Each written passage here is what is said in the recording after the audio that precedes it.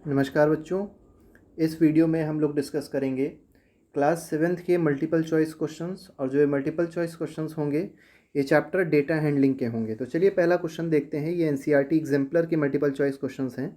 तो पहला क्वेश्चन कहा गया है let x y comma z be the three observations. देखिए हमको तीन ऑब्जर्वेशन दे दी गई हैं और क्या क्या दी गई हैं, एक्स वाई और जेड दी गई हैं। Mean of these observation, mean का मतलब आपको पता है, मीन का मतलब क्या होता है, sum of outcomes upon number of outcomes होता है। तो सम कर दीजिए, sum of outcomes upon number of outcomes जब आप करेंगे, ठीक है। तो देखिए आउटकम्स क्या है, एक्स वाई जेड हैं। तो ये कितनी हो गई, तो एक हो गया, दो हो गया, तीन हो गई। तो 3 is the total number of outcomes. Sum क्या हो जाएगा, सम हो जाएगा x plus y plus z. तो आंसर क्या आ जाएगा, x plus y plus z upon 3। This is the mean of all these three outcomes. तो फर्स्ट क्वेश्चन का जो आंसर हो जाएगा that will be option number D. ठीक है, तो पहले का आंसर जो है that is option number D. Next question पे आते हैं। नेक्स्ट क्वेश्चन देखते हैं। नेक्स्ट क्वेश्चन में क्या कहा गया है। तो इसमें कहा गया है the number of trees in different parks of city. देखिए बहुत सारे पार्क्स हैं, तो उसमें बोला गया है कि नंबर ऑफ ट्रीज़ के बारे में बताया गया है, अलग अलग पार्क्स में कितने हैं। तो एक जगह 33 है, फिर 38 है, फिर 48 है, 33, इस तरीके से अलग अलग ट्रीज़ हैं। आपको बताना है मोड क्या होता है। मोड देखिए होता क्या है, जो भी नंबर सबसे ज़्यादा बार रिपीट होगा वही आपका मोड होगा। अब देखिए 33 हमको दिखाई पड़ रहा है यहाँ पे। तो 33 देखिए एक बार रिपीट हुआ, दूसरी बार रिपीट हुआ, तीसरी बार रिपीट हुआ। तो 33 कितनी बार रिपीट हो रहा है, 3 टाइम्स रिपीट हो रहा है। इसके बाद देखिए 34 को देख लीजिए। तो 34 एक टाइम, दो टाइम, 2 टाइम्स 34 रिपीट हो रहा है। ठीक है, इसके बाद आप लोग क्या देख सकते हैं, 38 देखिए एक ही बार आया है, 48 भी एक ही बार आया है, 24 भी एक ही बार आया है। तो सबसे ज़्यादा बार क्या आया, 33 आया। तो 33 will be the mode of this answer. ठीक है, मोड जो होगा इस हमारे डेटा का मोड क्या हो जाएगा, मोड हो जाएगा 33। That is option number C. Next question देखते हैं। नेक्स्ट क्वेश्चन नंबर 3 है। इसमें देखिए क्या कहा गया है। इसमें कहा गया है which measure of central tendency gets affected if the extreme observation on both the ends of data arranged in the descending order are remove. अब देखिए कोई भी एक डेटा था, जैसे मान लीजिए डेटा है 1 2 3 4 5 6 7। अब क्योंकि यहाँ डिसेंडिंग बोला गया है तो डिसेंडिंग का मतलब होता है बड़े से छोटा। तो सबसे पहले हम क्या करते हैं, इसको डिसेंडिंग ऑर्डर में अरेंज कर देते हैं। जैसे मान लीजिए हमारे पास है 5 4 3 2 1, दिस इज अवर डेटा।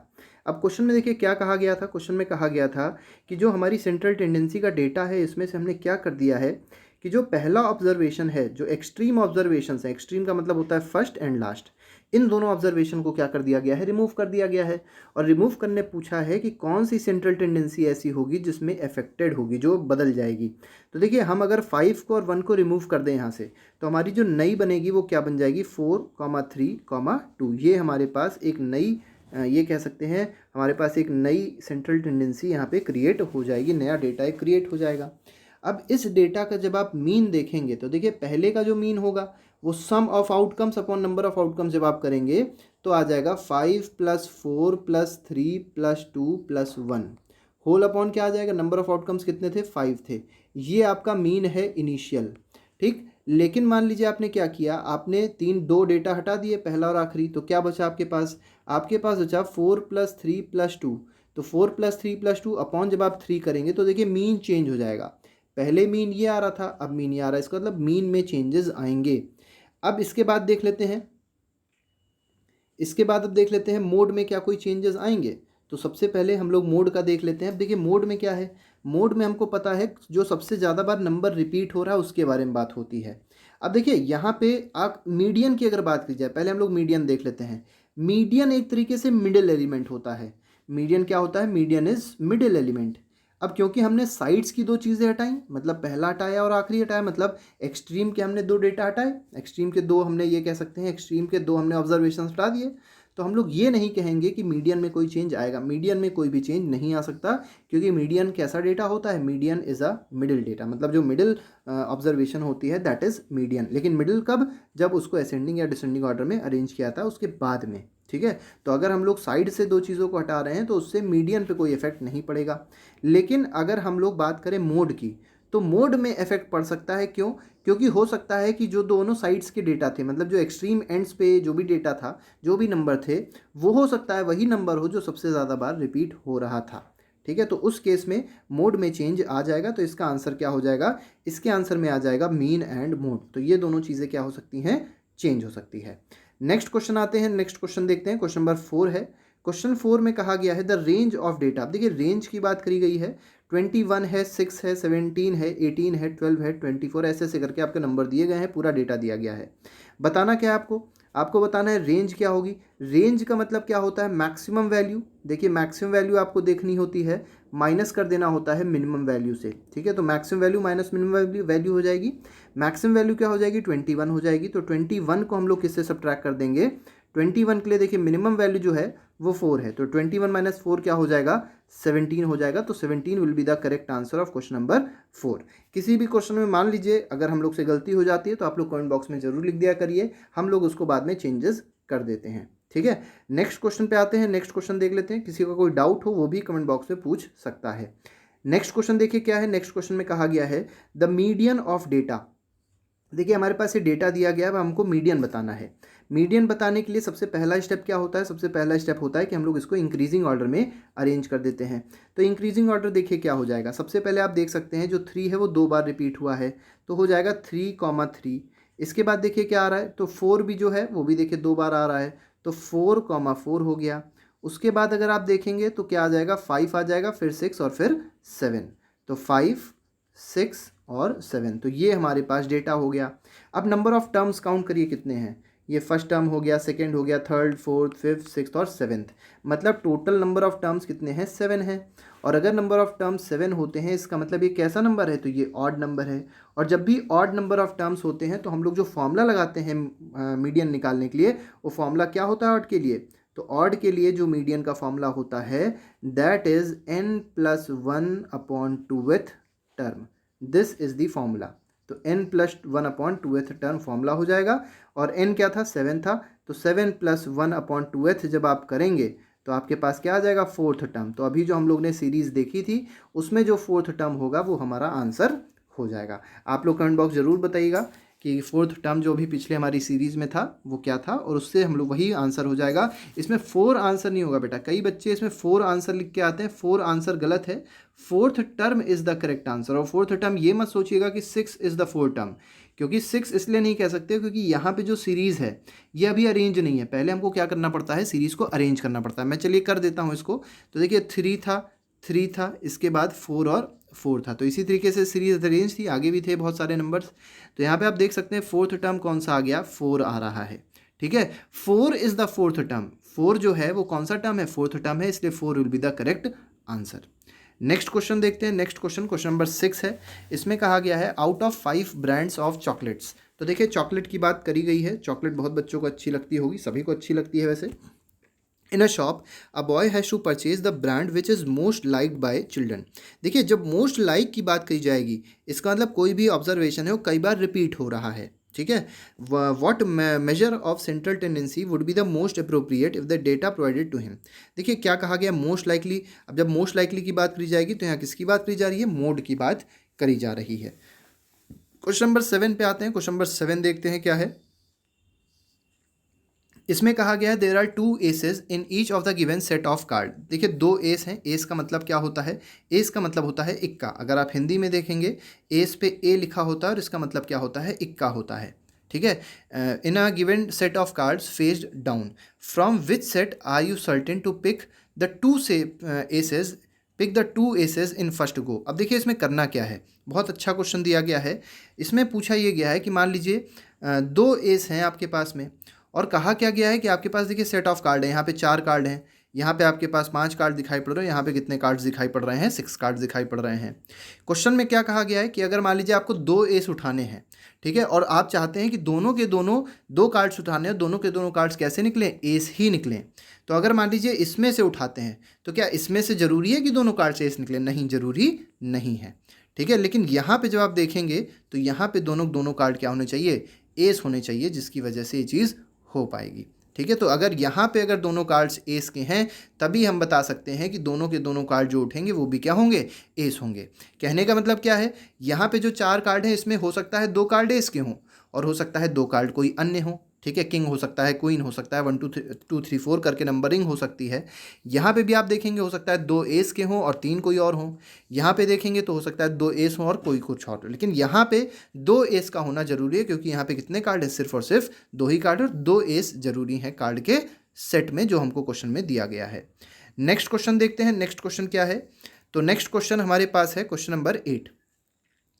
ये भी जो पिछला क्वेश्चन था अभी प्रोबेबिलिटी का ही क्वेश्चन था।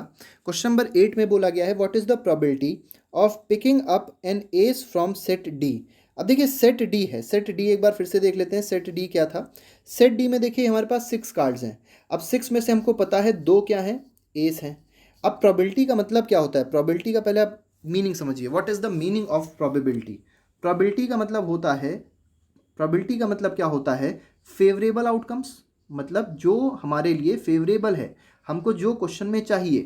क्वेश्चन में क्या चाहिए, एज चाहिए, कितने हैं, 2 हैं, upon total number of outcomes. और टोटल कितनी चीज़ें यहाँ पे, 6 चीज़ें हैं, total number of outcomes. This is the formula of probability. अब यहाँ पे क्या आ जाएगा, 2 upon total number of outcomes कितनी है, 6 है, कितना आ जाएगा, 1/3। इसका मतलब 33% इज द प्रोबेबिलिटी। तो 33% हमारा प्रोबेबिलिटी आ जाएगा, मतलब आंसर क्या है, 1/3 है। ठीक है, तो इस केस में अगर आप देखेंगे एस पिकअप करने की प्रोबेबिलिटी जो है वो क्या है, 1/3 है। लेकिन यहाँ पे देखिए क्वेश्चन में 1/3 ऑप्शन ही नहीं है। अब आपको थोड़ा सा दिमाग लगाना है, 1/3 ऑप्शन नहीं है लेकिन 2/6 ऑप्शन है, और 2/6 का ही मतलब क्या है, मतलब 1/3। तो B option will be correct of question number 8। Next question, question number 9 देखते हैं। क्वेश्चन नंबर 9 में क्या बोला गया है, क्वेश्चन 9 में बोला गया है the difference between highest and lowest observation in a data is. अभी हमने बात करी थी हाईएस्ट माइनस लोएस्ट ऑब्जर्वेशन या मैक्सिमम वैल्यू या माइनस मिनिमम वैल्यू की जब भी बात करी जाती है तो वो क्या होता है, that is range of the set, और we can say range of the observations. Next में बोला गया है क्वेश्चन नंबर 10 है। इसमें क्या कहा गया है, in a school only 2 out of 5 students can participate in a quiz. तो देखिए 5 स्टूडेंट थे टोटल, ठीक है, और 5 स्टूडेंट में से सिर्फ 2 ही स्टूडेंट क्या कर सकते हैं, क्विज में पार्टिसिपेट कर सकते हैं। अब क्वेश्चन में क्या कहा गया, क्वेश्चन में कहा गया what is the chance that a student picked at random makes it to the competition. ठीक है, तो मतलब मेक्स इट का मतलब क्या है, जीत जाए वो कॉम्पिटिशन में। ठीक है, तो सबसे पहले आपको ये समझना है कि मतलब एक तरीके से क्या पूछा गया है, can participate in the quiz, what is the chance that a student pick at random makes it in the competition. यहाँ पे मेक्स का मतलब एक तरीके से जीतना नहीं है, पार्टिसिपेट करना है। ठीक है, क्योंकि जीतने की प्रोबेबिलिटी हम यहाँ से नहीं बता सकते हैं, हम लोग किसी प्रोबेबिलिटी बता सकते हैं, सिर्फ पार्टिसिपेशन की प्रोबेबिलिटी बता सकते हैं। तो देखिए अगर 2 बच्चे पार्टिसिपेट कर रहे हैं आउट ऑफ 5, ठीक है, तो हमारे पास फेवरेबल आउटकम क्या हो गई, 2 हो गई, टोटल नंबर ऑफ आउटकम क्या हो गई, 5 हो गई। तो हम लोग बोल सकते हैं प्रोबेबिलिटी क्या हो जाएगी, probability will be equal to favourable outcomes upon total number of outcomes. ठीक है, तो फेवरेबल आउटकम कितनी है, फेवरेबल आउटकम है 2, upon total number of outcome कितनी है, 5 है। तो 2/5 इज द प्रोबेबिलिटी, लेकिन 2/5 यहाँ पे तो ऑप्शन ही नहीं है, तो हम क्या करेंगे, इसको मल्टीप्लाइड बाय 100 कर देंगे। जब भी प्रोबेबिलिटी को परसेंटेज में निकालना होता है तो हम लोग क्या करते हैं, फ्रैक्शन को परसेंटेज में कन्वर्ट कर देते हैं। और जो फ्रैक्शन आया था इसको परसेंटेज में कन्वर्ट करने का तरीका बहुत आसान होता है कि सीधे सीधे आप उसको 100 से मल्टीप्लाई कर दें। 5 2 10 हो जाएगा, 0 आ जाएगा, 20 2 क्या आ जाएगा, 40% आ जाएगा। तो 40% is the correct answer of question number 10। Next question देखते हैं, क्वेश्चन नंबर 11 देखते हैं। क्वेश्चन नंबर 11 को थोड़ा सा आप लोग को इस फिगर से देखना पड़ेगा, तो मैं थोड़ा फिगर आपको ऊपर कर देता हूँ, ठीक है। तो क्वेश्चन नंबर 11 देखिए, इसमें कहा गया some integers are marked on board.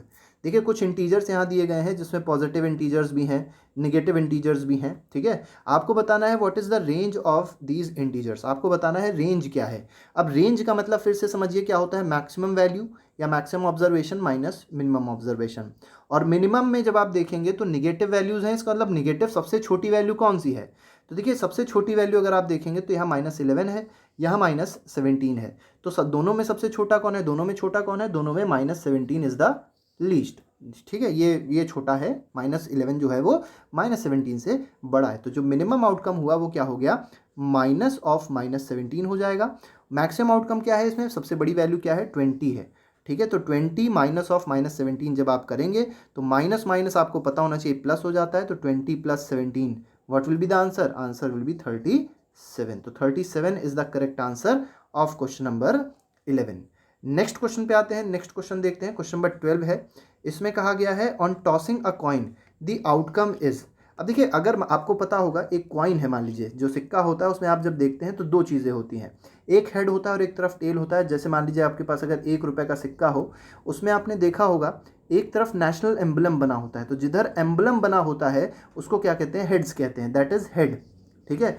और जिधर क्या होता है, जिधर नंबर लिखा होता है, इसके अपोजिट साइड पे जो आप देखेंगे तो नंबर लिखा होता है, उसको क्या कहा जाता है, उसको टेल कहा जाता है। नंबर कुछ भी हो सकता है, ठीक है। तो हेड और टेल, अगर मान लीजिए सिक्का उछाला गया तो हो सकता है एम्बलम आपके पास आ जाए, हो सकता है आपको नंबर दिखाई पड़ जाए, तो दोनों में से कोई भी चीज़ दिखाई पड़ सकती है, ठीक है ना।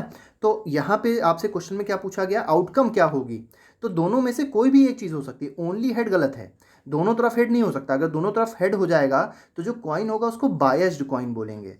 जैसे आप लोगों ने शोले पिक्चर अगर देखी हो, तो शोले पिक्चर में जो अमिताभ बच्चन हैं, ठीक है, उन्होंने एक बायस्ड कॉइन लिया था, तो वो कभी भी अपना सिक्का उछालते थे तो दोनों तरफ एक ही चीज़ आती थी, तो ठीक है, इसीलिए अनबायस्ड कॉइन की बात यहाँ करी जाती है। हालांकि क्वेश्चन में नहीं लिखा है, लेकिन हमको मान के चलना है दैट कॉइन इज अनबायस्ड, बायस नहीं है, ठीक है। बायस का मतलब होता है कि मतलब गलत कॉइन, ठीक है, ये कह सकते हैं कि जिसमें बायसिंग हो, जो दोनों पक्ष मतलब जिनका दोनों तरफ एक ही जैसी चीज़ें हों, ठीक है।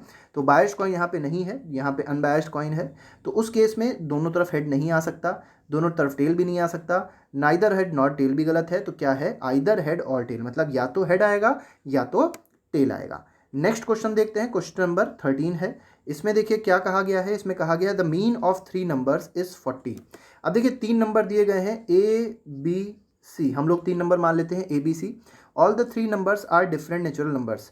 If the lowest is 19, what could be the highest possible number of the what could be the highest possible number of the remaining 2 numbers. आपको बताना है कि इसमें सबसे बड़ा नंबर कौन सा होगा ऑफ द रिमेनिंग 2 नंबर्स, ठीक है। अब देखिए इसमें क्वेश्चन में आपको समझना है, क्वेश्चन में क्या कहा गया है, क्वेश्चन में कहा गया है जो मीन दिया गया है वो कितना दिया गया है, 40 दिया गया है, मतलब ए बी सी का जो मीन है वो 40 है।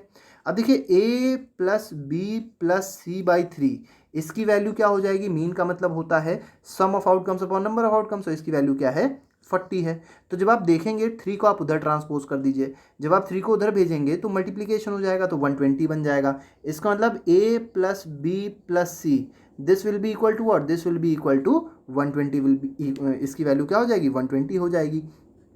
अब देखिए इफ लोवेस्ट इज 19, अब मान लीजिए ए हमारे पास लोवेस्ट नंबर था, अगर ए लोवेस्ट है तो हम लोग बोल सकते हैं 19 प्लस बी प्लस सी, इसकी वैल्यू किसके बराबर हो जाएगी, इसकी वैल्यू हो जानी चाहिए 120 के बराबर। और अगर इसकी वैल्यू 120 के बराबर है तो हम लोग बोल सकते हैं बी प्लस सी, इसकी वैल्यू क्या हो जानी चाहिए, इसकी वैल्यू हो जानी चाहिए 101। इस चीज़ को आप लोग समझिएगा, यहाँ से जब इस 19 को इधर भेजेंगे तो सब्ट्रैक्ट हो जाएगा, तो b प्लस सी की वैल्यू क्या हो जाएगी, 101 हो जाएगी। अब देखिए b और c, इसको ऐसे समझ सकते हैं b प्लस सी, इसकी वैल्यू क्या आ गई, इसकी वैल्यू आ गई 101। अब समझिए यहाँ पे क्या कहा गया है, what could be the highest possible number, what could be the highest possible number of remaining 2 numbers, मतलब इसमें से पूछा गया है सबसे बड़ी वैल्यू क्या हो सकती है। तो देखिए अगर आप देखेंगे तो 71, बी 71 हो सकता है, लेकिन इससे बड़ा भी हो सकता है। क्या बी 100 हो सकता है, तो हाँ बी 100 हो सकता है। तो 100 plus C is equal to 101, अगर बी 100 होगा तो सी की वैल्यू क्या हो जाएगी, 1 हो जाएगी। इसका मतलब जो मैक्सिमम वैल्यू हो सकती है इस ऑप्शन के हिसाब से दैट कुड बी 100, ठीक है। तो 100 will be the maximum value of question number 13। Next question देखते हैं, क्वेश्चन नंबर 14 है। उससे पहले क्वेश्चन नंबर 15 देख लेते हैं, क्योंकि क्वेश्चन नंबर 14 जो है वो थोड़ा सा बड़ा है, उसको भी सॉल्व करना पड़ेगा। तो क्वेश्चन नंबर 15 में देखिए क्या कहा गया है, which measure of central tendency best represents the data of most popular politician after a debate. आपको पता होगा पॉलिटिशियंस क्या करते हैं, डिबेट करते हैं, अक्सर आपने देखा होगा डिबेट होती रहती हैं, कभी कभी डिबेट सड़कों पे भी होती हैं, मतलब ऐसे ऐसे मतलब जब भी चुनाव होता है तो चुनाव का प्रचार कहीं भी हो सकता है। कुछ लोग बाकायदा प्रॉपर तरीके से करते हैं, कुछ लोग कहीं भी कर लेते हैं, कुछ लोग, अब तो ऑनलाइन का ज़माना आ गया है तो ऑनलाइन भी डिबेट्स होती हैं, न्यूज़ रूम पे भी डिबेट्स होती रहती हैं। तो इस तरीके की मान लीजिए डिबेट हुई। अब डिबेट में क्या देखा गया, डिबेट में देखा गया जो सबसे पॉपुलर पॉलिटिशियन है, ठीक है, तो उसकी जो सेंट्रल टेंडेंसी होगी उसको किससे रिप्रेजेंट किया जाएगा। तो हमने कहा भी आपसे, कोई भी चीज़ अगर पॉपुलर होती है इसका मतलब ज़्यादातर लोग उसको पसंद कर रहे हैं, और ज़्यादा की बात जब भी करी जाएगी, मैक्सिमम पॉपुलेशन की जब भी बात करी आती है, तो इसके पीछे आंसर क्या आता है, option C, that is mode. आज का अपना हम लोग लास्ट क्वेश्चन देखते हैं। जो लास्ट क्वेश्चन है वो है क्वेश्चन नंबर 14। इसमें देखिए क्या कहा गया, मैं इसको पूरा नहीं सॉल्व करूंगा, मैं आपको इसमें हिंट देता हूँ कैसे किया जाएगा। खिलौना अर्नड स्कोर्स ऑफ 97, 73 एंड 88। देखिए एक बच्चा है जिसके स्कोर आए हैं 97, 73 और 88 रिस्पेक्टिवली इन हर फर्स्ट 3 एग्जामिनेशन। तो पहले 3 एग्जामिनेशन में उसके ये स्कोर आए। If she scored 80 in the 4th examination, देखिए 3 एग्जामिनेशन में जो स्कोर आए वो क्या है, ये आए, और 3rd एग्जामिनेशन में स्कोर आया 80 का। आपको बताना है जो एवरेज स्कोर है वो क्या हो जाएगा। तो फर्स्ट केस में जो एवरेज स्कोर था और सेकंड केस में जो एवरेज स्कोर था, दोनों में क्या चेंजेस आएंगे ये आपको बताना है। तो चलिए मैं आपको बता देता हूँ कैसे किया जाएगा। तो बहुत आसान है। पहले आप क्या कर लीजिए, पहले आप मीन 1 निकाल लीजिए, इनिशियल मीन निकाल लीजिए। वो कितना आ जाएगा, 97 प्लस 73 प्लस 88। ये हो गए sum of outcomes. Upon number of outcomes करेंगे तो आंसर क्या आ जाएगा, 3 आ जाएगा, मतलब डिवाइड बाय 3 कर देंगे। इससे आपको पहले वाले का मीन मिल जाएगा, मतलब जो उसके 3 एग्जामिनेशंस का मीन था वो आपको मिल जाएगा। उसके बाद आपको क्या करना है, उसके बाद आपको सेकंड मीन निकालना है, मतलब जब 80 मार्क्स उसने और स्कोर कर लिए तब आप मीन निकालिएगा। तब मीन कैसे निकालेंगे, तो उसके लिए आपको मीन 2 निकालना पड़ेगा। मीन 2 निकालने के लिए आपको 97 यूज़ करना पड़ेगा, 73 यूज़ करना पड़ेगा, मतलब ये तो मार्क्स सही थे, और 88 यूज़ करने का, और उसके साथ साथ और कितने मार्क्स आ गए, 80 आ गए। लेकिन देखिए नंबर ऑफ जो एग्ज़ाम्स थे वो इंक्रीज़ हो गए, 1, 2, 3 एंड 4th एग्ज़ाम इज जिसमें उसके मार्क्स 80 आए। डिवाइड बाय आप क्या कर देंगे, 4 कर देंगे। तो इससे आपको न्यू मीन मिल जाएगा। तो मतलब M2 की वैल्यू आपको यहाँ से मिल जाएगी। तो जो भी M2 की वैल्यू आ रही है उसको अब आप देखेंगे, वो वैल्यू या तो एक ज़्यादा आएगी पहले वाले से, या तो हो सकता है 1.5 ज़्यादा आए, या हो सकता है डिक्रीज बाय 1 आए, और या हो सकता है डिक्रीज बाय 1.5 आए। तो इस तरीके से हम लोग इस क्वेश्चन को कर सकते हैं। तो ये हमारे पास मल्टीपल चॉइस का सेशन था। आई होप आप लोग को सेशन बहुत अच्छा लगा होगा। तो वीडियो देखने के लिए बहुत बहुत धन्यवाद। तो अगले लेक्चर पे एक और नए वीडियो के साथ आपके साथ फिर से मुलाकात होगी। Thank you very much. Good bye. जय हिंद।